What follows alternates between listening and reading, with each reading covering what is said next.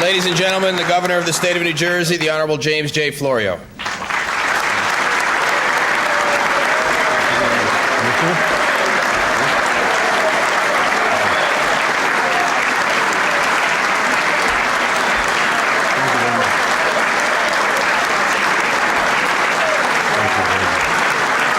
Thank you.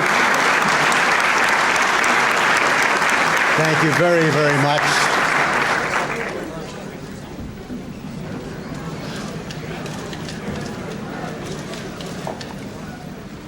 I'll come back in 6 months and we'll see if we can still get the same degree of enthusiasm. Mr. Speaker, Mr. President, members of the State Legislature, I want to first of all thank you all for agreeing to convening this joint session to hear my proposals for solving a problem that has plagued the people of New Jersey for entirely too long. I believe that you and I are going to have a productive 4 years, to the members of the legislature.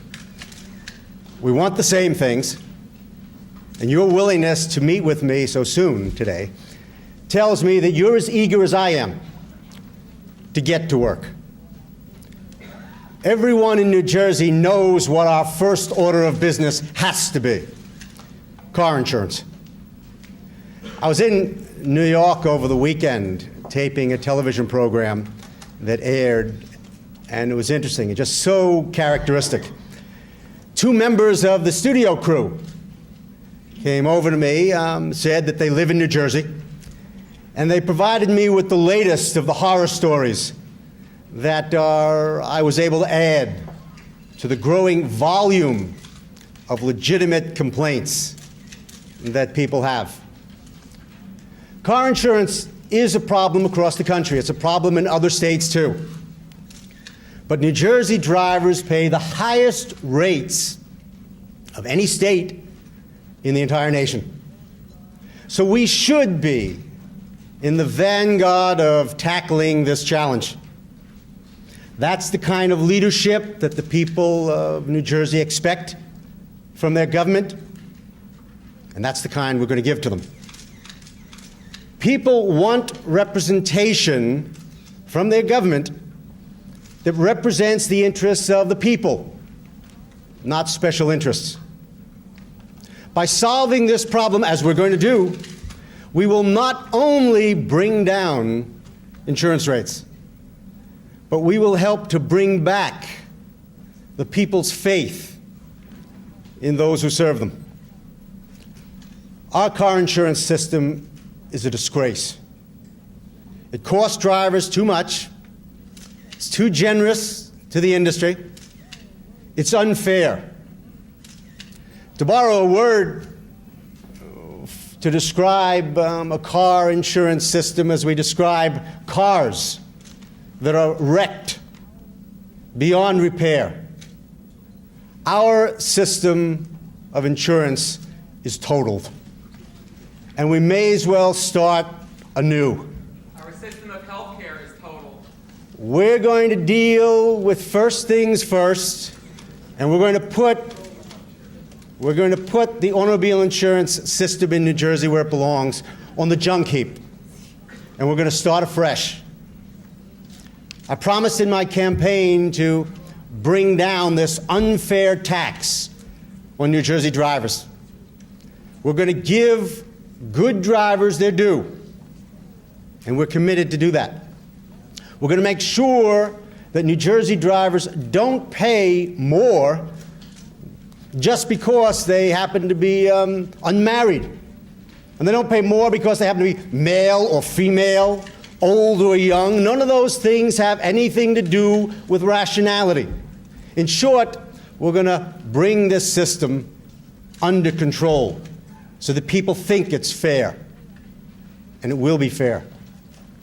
Today, I take the first formal step to make good on my promise. Incidentally, I'm not coming here today with anything that is radical.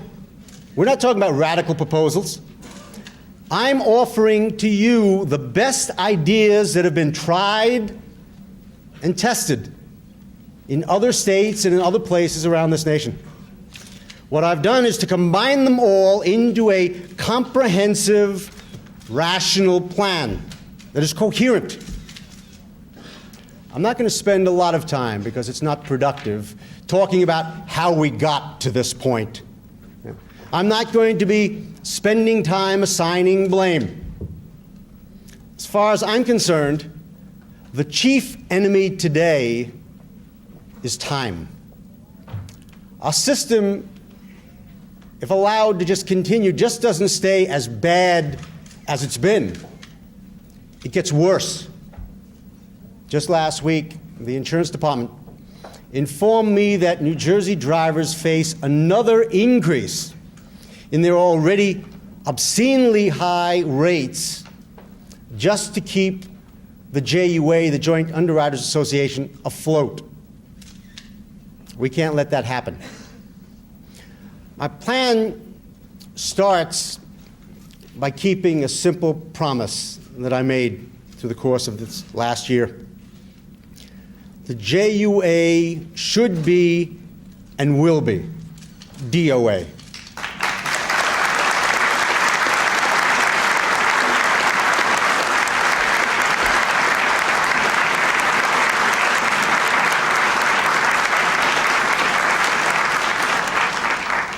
Insurance companies have labeled up to 53% of New Jersey drivers as bad drivers.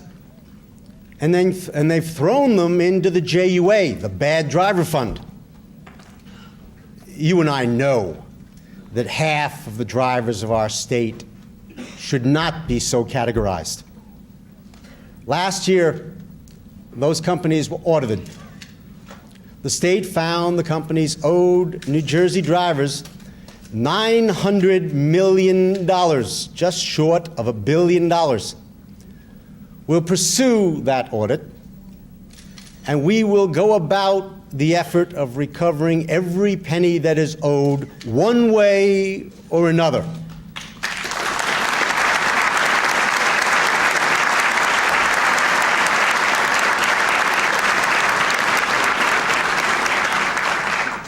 Under my plan, the JUA will write no more policies after October 1st of this year. Surcharges will end within a year of enactment.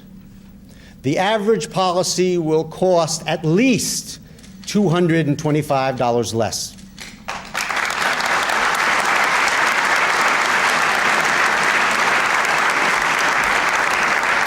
Ladies and gentlemen, it's time to start telling the truth about the JUA. The JUA is more than $3 billion in debt. It's bankrupt, and we ought to treat it that way. Bloomingdale's is a model of fiscal restraint compared to the JUA. Under my plan, a trustee will be appointed and will liquidate the bankrupt JUA as it should be. The JUA deficit will be paid off, and those who prosper the most will pay back the most. The insurance companies will be assessed at least $1.4 billion. Doctors, lawyers, body shops, they'll all pay too.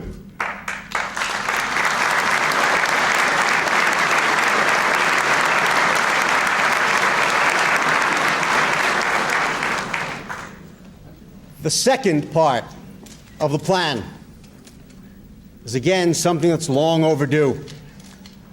A good driver guarantee. Good drivers will not be turned down for coverage by insurance companies in the arbitrary ways that they have been in the past. How will we define a good driver? Well, how about a little bit of good common sense? When rates are set for drivers, the questions that they'll have to answer will be, what's your accident record? How many miles do you drive a year? What kind of a car do you own? Not just where do you live, and not just How old are you? Are you married? Are you single? Are you a male or a female? We're going to have relevant considerations taken into account. Third, there will be a place for bad drivers. Not everyone is a good driver. And those who are not will be treated differently. And that's fair. That's what every other state in the union does. But no more than 10% of New Jersey drivers will be allowed to be put into a bad driver system.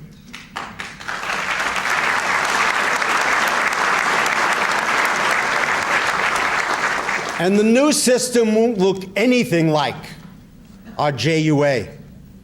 For one thing, insurance companies will be responsible for paying the claims against those drivers as they are in every other one of the 49 states. For another thing, drivers won't have to be stuck forever in this high-risk group. When they clean up their records, they can get out, giving them strong financial incentives to be better, safer drivers. That incentive is clearly lacking in our current crazy system.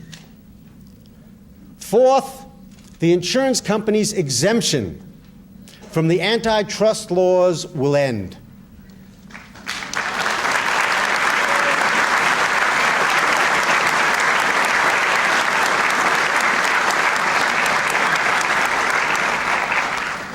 No more price fixing. The companies will join the world of free enterprise and compete like everyone else does in business.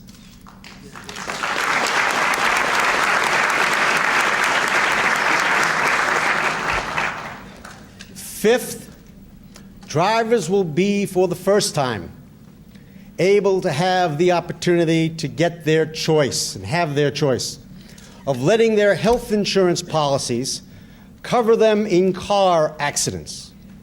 If you pay for health insurance anyway, why pay twice?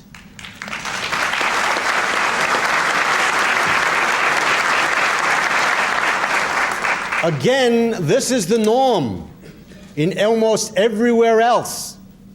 It saved drivers money in other states because health insurers have lower expenses than car insurers.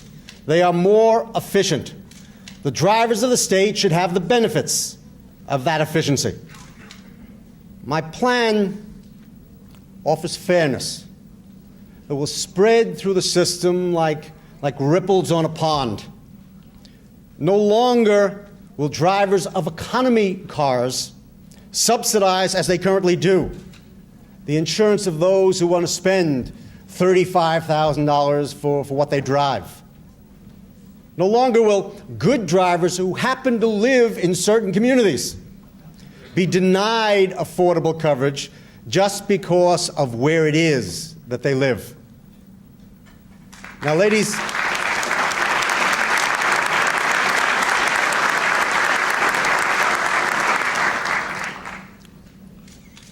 and gentlemen, I'm not going to pretend to you that these changes are going to be made easily.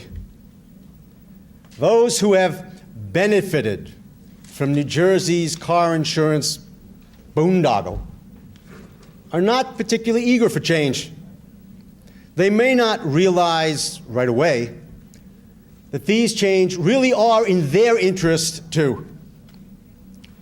But you, members of the legislature, who represent the people of New Jersey, you'll be called upon to be courageous. Special interests will converge undoubtedly, perhaps even now, on Trenton to try to convince you that this plan is a bad idea because they like their piece of the status quo.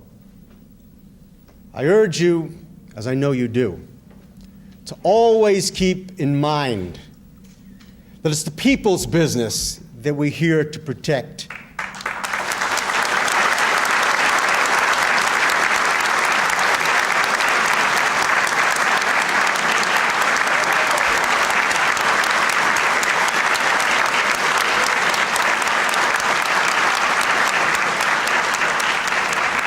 And by the way, I'm not telling you anything that I haven't said to the faces of the insurance executives and the representatives of all of the other special interests who have been benefiting off of our system.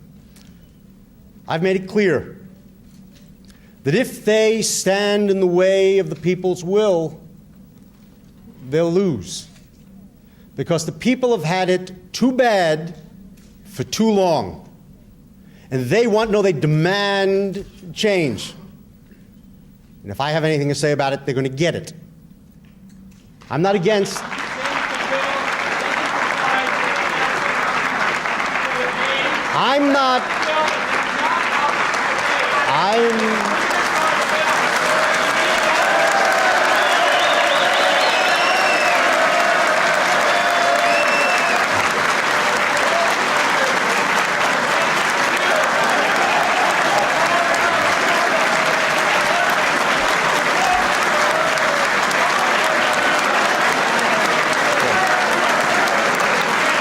Thank you.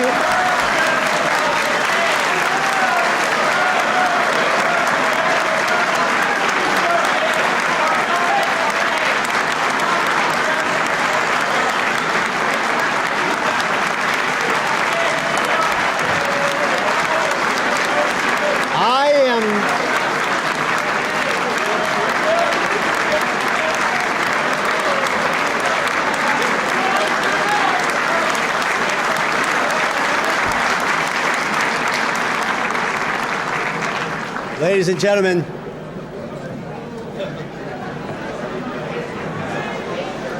and gentlemen, let me conclude, because through the course of this process, we will take into account all dimensions of the problem. I know that this legislature is intellectually committed to having full discussions and deliberations about each and every aspect of this proposal. And I just want to leave you with my firm belief and share with you my philosophic commitment to the proposition that we all are interested in having a healthy industry, but we're also interested in fairness to New Jersey's drivers.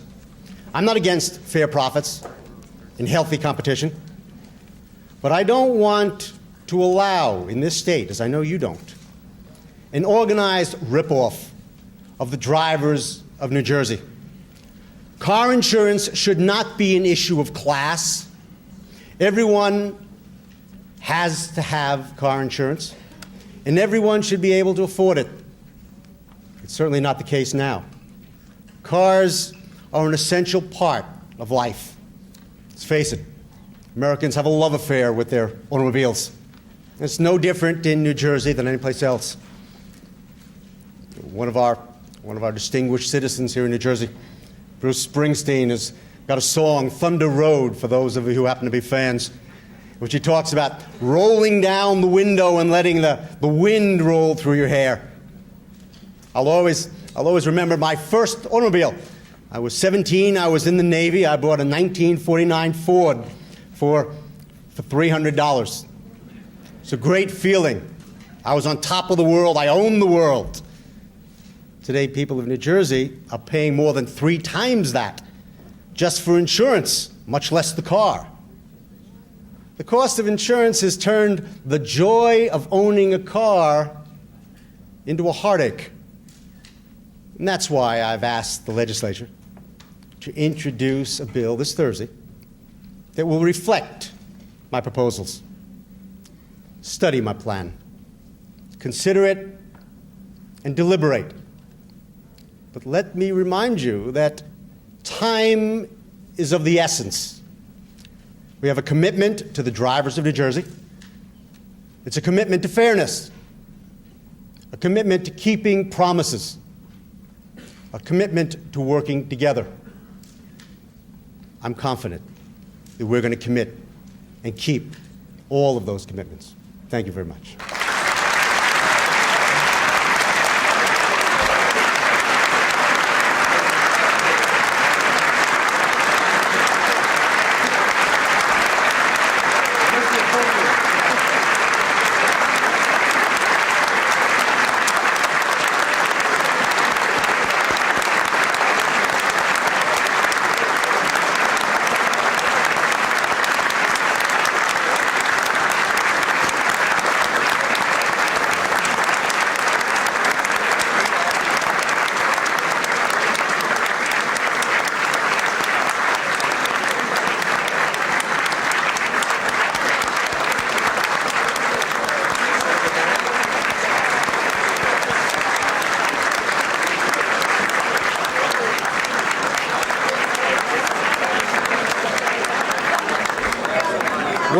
everyone please remain standing for the benediction by the Reverend Michael Walsh. Father Walsh. Excuse me, when will the legislature repeal the new AIDS law mandating bringing all names of people who are... Let us hear the word of God. That was passed in public discussion in December. Can you tell me why that was passed in any public discussion? Let us pray. You should repeal that... We thank you, O God, for our gathering today. It is a moment of beginning of another conversation, this ongoing debate concerning insurance. We need your continued presence, Lord. We believe in your power active for all of us. Bless the deliberations that will follow this session here today. May all be driven by a call to serve your people. Let your caring love shine through all to others around them. We pray in your name, Lord. Amen. Amen.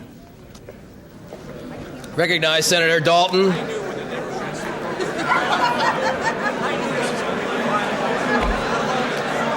Assemblyman Bryant, you got it. All those in favor signify by saying aye. I declare this joint session adjourned.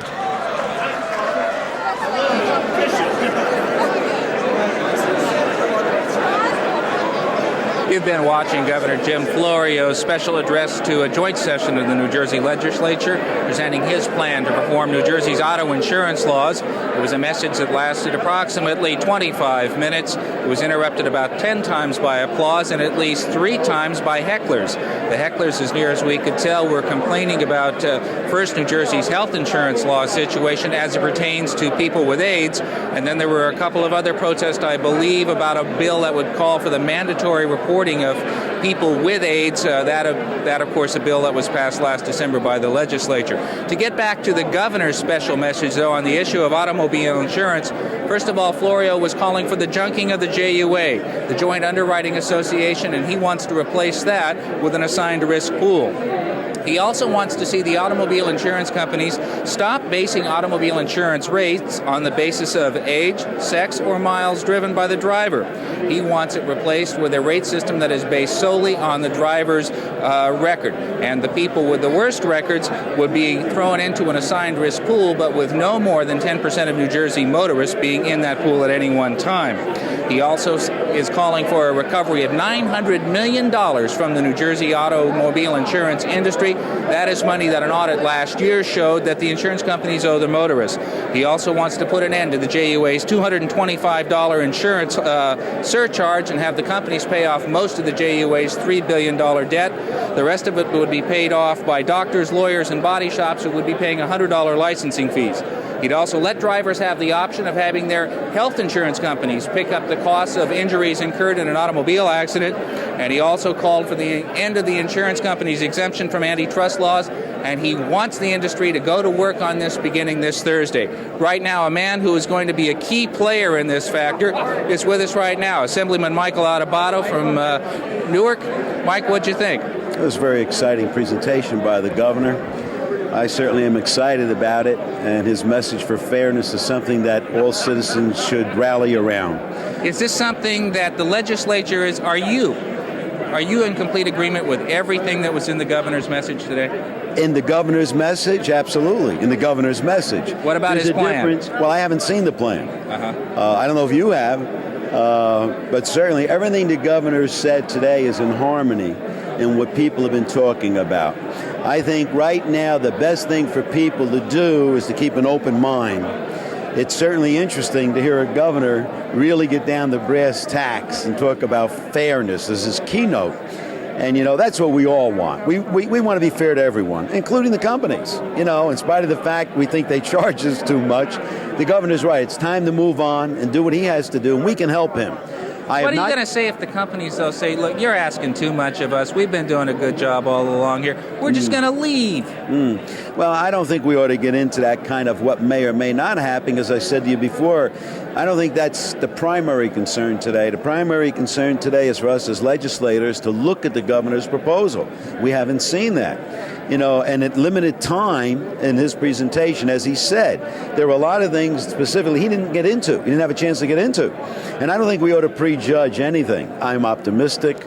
I am certainly objective, and I have an open mind. And I, for one, know that our colleagues are going to go the extra mile in trying to do what the governor wants done, but at the same time, remember, we're saying based on what he said, and what he said was very clear. And that's the standard that I think all of us as legislators, I certainly am speaking for myself, will follow. Fairness and equity. He called for you to get to work on this, introduce a bill on Thursday. Will your name be at the head of that bill in the Assembly? There's no way I can say that. I haven't seen the bill. I think I'm entitled to read a bill before I put my name on it. How long? Is there a lot of pressure on not only the governor, but you as Democratic lawmakers? This was something you all campaigned on, was fairness in the automobile insurance industry. Absolutely. Is there a lot of pressure on you right now to get something and do it fast? Well, there's a responsibility. I don't know if I'd use the word pressure. Coming from Newark, we know how to handle pressure. And I mean that. You know, it's a responsibility. It's an obligation to do our best. And we're all imperfect. But the rallying call that Jim Florio presented today is universal and should go beyond Democrat and Republican lines. And it should deal with the core of the issue. The almost 8 million people who have been victimized far too long. All right, Assemblyman Mike Adubato, I know we'll be talking to you about this issue in the days to come. Thank you for joining us today. Thank you, Larry. And by the way, I would like to comment on your documentary on New Jersey Public Television. I thought it was fantastic. It was the most informative thing I've seen. I'm not too quick to compliment, as my reputation will tell you, but I wish you would play that again. The people should see that, really. All right, we'll talk to our programming folks. Thank you, Assemblyman. All right, we're going to toss it over to the other side of the room now, and my colleague Michael Aaron will be back with the minority leader in the Assembly, Chuck Italian, in just 1 minute. Let's go over now and talk to Michael Aaron. Larry, I'm here to get a consumer viewpoint on Governor Florio's plan. With me is the head of the Citizens Auto Revolt. Is that the correct name? That's correct. Jay Angoff. It's probably the leading consumer activist group on the car insurance issue. Let me ask you, first of all, for your overall reaction to Florio's presentation today. Well, a lot depends on the details, a lot depends on how it's implemented, but it seems as if he's going to do exactly what he said he would do during the campaign. It's interesting to note that the details are attached to a copy of the speech that was handed out in the room, and Florio didn't go into that many of the details, in his speech at least. I wonder if you had an opportunity to look at the handout and study the details that were handed out. Well, I did, and again, a lot depends on the exact wording of the bill that's drafted. But this past fall, you may remember there was a referendum which we tried to get on the ballot, which had 5 points. Governor Florio, then candidate Florio, said he supported it, and if elected, he would do what was contained in that referendum. And based on what he said today and what was in the written proposal, it seems that he'll do just about all of that.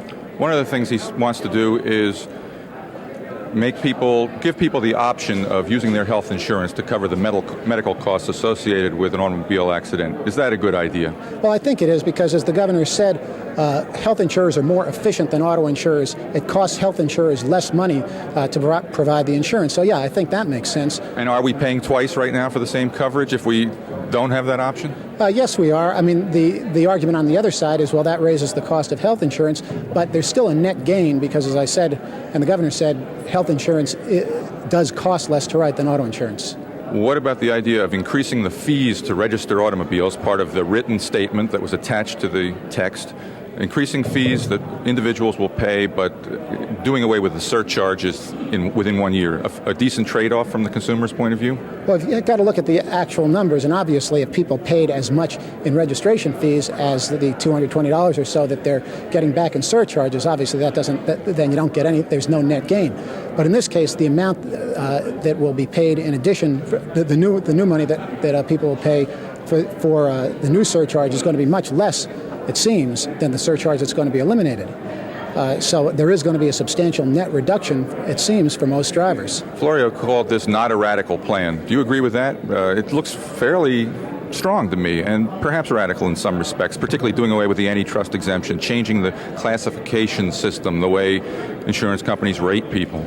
No, well, doing away with the antitrust exemption, that's the last thing in the world that's radical. I mean, every other business in this country must obey the antitrust laws. But how about every other state and its insurance laws? Doesn't the insurance industry have that exemption in every other state of the union? No, the trend now is to do away with it. California became the first state to do away with it. Michigan has partially done away with it. Several other states have cut back on it, and New Jersey is just following. If this bill is passed, New Jersey will be following the modern trend. I should say, though, again, it makes a great deal of difference how the bill is drafted.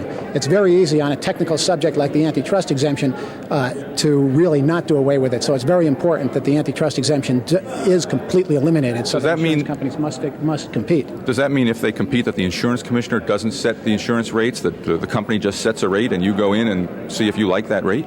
No, the insurance commissioner still has residual authority to review rates, but let's be practical. No insurance commissioner and no insurance department, no matter how well-meaning, is ever going to effectively regulate a $200 billion property casualty industry, which is what the insurance industry is.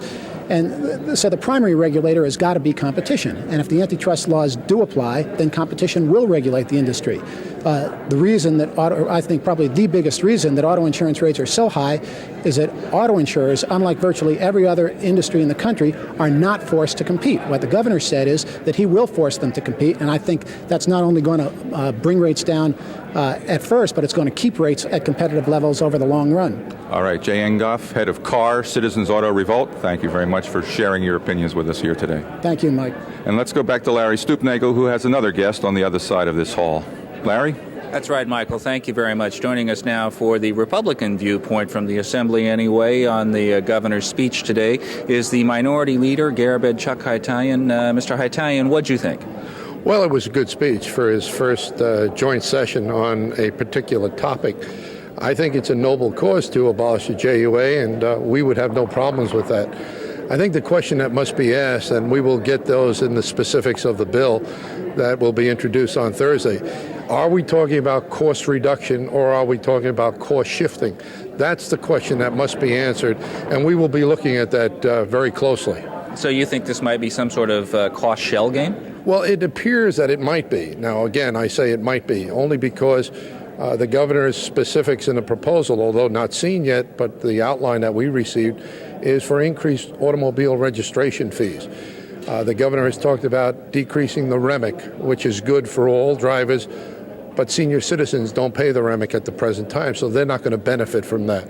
Eliminating the policy constant. Well, everyone pays the policy constant, so seniors will in fact benefit from that as well as other drivers. But then if the registration fees are as much as what the policy constant is, then there is no cost savings. And that's really what we want to do. We want to look at the cost savings rather than the cost shifting. He also talked about the possibility of the health insurance companies picking up the tab for the automobile health insurance. And that would be a savings of about $40. The question, I guess, that we must answer is all of those employees of local governments, of state government, of county government, and all those employees that employers pay the health benefits, are they now going to have to pay that premium price? And if they are, where is the state, for instance, going to get the increased revenue to pay for the health insurance under the health policies that the state covers employees? Again, we must answer those questions. They will be asked during the deliberation, and I'm sure we will get those answers. Throughout the Keane years, Republicans, I believe you were among them, always were calling as the way to reduce New Jersey's auto insurance rates was to have a mandatory verbal threshold which limits someone's ability to sue for pain and suffering. That was not in the governor's speech today. No, it was not, and in fact, it was not on the preliminary proposals that we received or the outline of the proposals. I'm not sure he's going to address that, and so therefore, I think that in itself, a good question asked by you, is the question we will have as to the cost reduction versus cost shifting. That must be answered, and it's not being answered under this proposal. But then again, rather than throwing stones at a proposal that's going to reduce the consumer's price for automobile insurance, we will look at it very closely.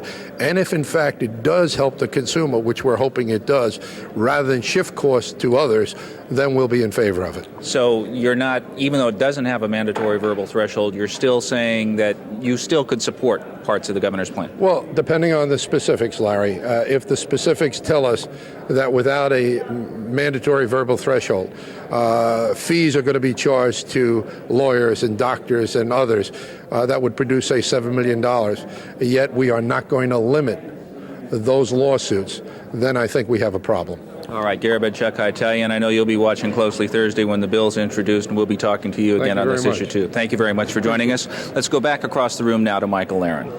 Larry, we have someone from the insurance industry with us. Robert Gaines is with the American Insurance Association in Washington. He's Vice President for Public Affairs there. Give us an industry reaction to Florio's proposals today. Well, we certainly do support the governor in his efforts to bring this the high cost of auto insurance under control. We think that he's making some strides toward that. We've had discussions with him during the transition period, and that's reflected here in his statement. However, he is seeking to assess the auto insurers and the insurance industry over $1 billion based upon, number one, an audit, which we felt does not at all indict the industry. It never said that the industry owed $900 million, almost $1 billion, as the governor said.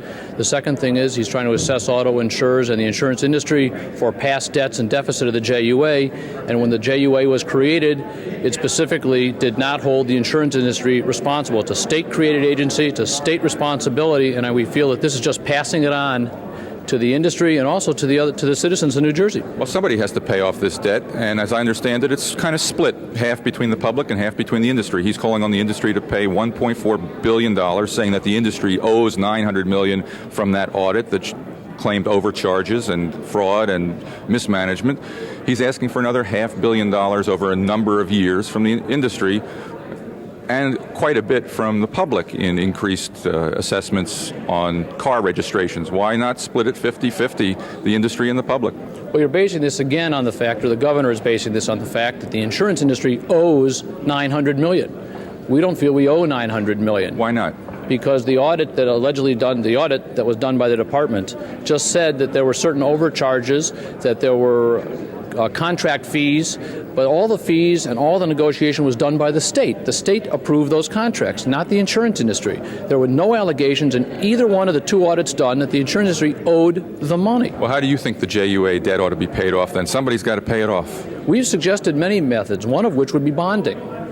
Now, we're not necessarily suggesting a full faith and credit of the state, but there are other methods, one of which is bonding, that does not use full faith and credit. That's a very complicated financial transaction, and we are working with the governor's office on possibly bringing that to fruition. And who pays that off over time, the bondholders or the taxpayers? No, it would be the bondholders who would pay the debt service as well as the bonds. What about the last question? What about the idea of forcing the industry to classify people a new way, not based on age, sex, and marital status anymore? What's the industry feel about that? I think we have to take a look at this. What we seem to forget here is that New Jersey is a unique situation. It's a very small state, lots of drivers, lots of people, high cost of doing business. One of the key things that the governor left out of his message was that he didn't talk about adequate rates. It's a fact that has yet to be disputed that the insurance industry loses money on car insurance in New Jersey. That's a fact. Well, you say you liked what he had to say here today, but when we pick it apart, it sounds like you're not that thrilled with what he had to say. What we like is the fact that he wants to sit down and do something about it, and we think the time has come to support him in that effort, and we're here to do that. Robert Gaines, thanks very much. Michael, thank you. Always a pleasure. Larry Stoopnagle, back to you. Thank you, Michael. Just to reiterate, Governor Jim Florio today did outline his plan for revamping New Jersey's wrecked automobile insurance system. Just to briefly reiterate, he's calling for the junking of the Joint Underwriting Association, the end of the $225 remix that motorists pay. He wants the insurance companies to pay back $900 million that a state audit says the insurance companies owe drivers. He wants to stop basing rates based on a motorist's age, sex, and the mileage that person drives, and have it instead based on the person's driving record. He also wants the companies to pay off most, or about $1.5 billion of the JUA's $3 billion debt, have doctors, lawyers, body shops pay some of the rest, and then through increased fees have motorists pay off some of the others. He also wants to let motorists have the option of having health insurance cover the auto accident injuries, and he wants to end the insurance company's exemption from antitrust laws. That's the situation down here at the State Museum, where the governor has delivered his message to a joint session of the legislature. Let's go back now to the studio in Kent, Manahan.